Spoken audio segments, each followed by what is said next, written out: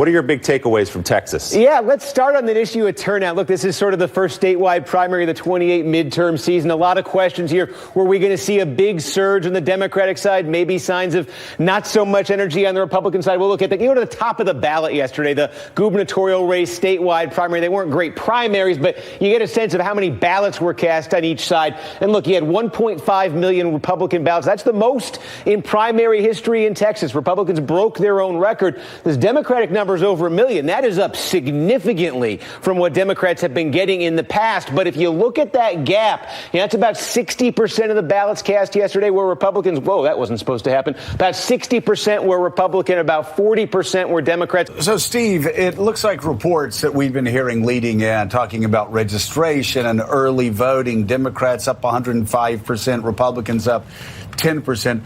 Looks like a lot of those reports about a big blue wave coming in Texas, once again, overhyped. The other lesson from this, too, though, is, look, when we talk about the early vote, take it with a gigantic grain of salt in the future. This is one of the big lessons of the last few elections. In Texas, all those reports about early votes, one thing to keep in mind, the numbers are only counted when they do these early vote release totals. They're only counted in the run-up to Election Day in the top 15 counties. That's what you're usually seeing in the news.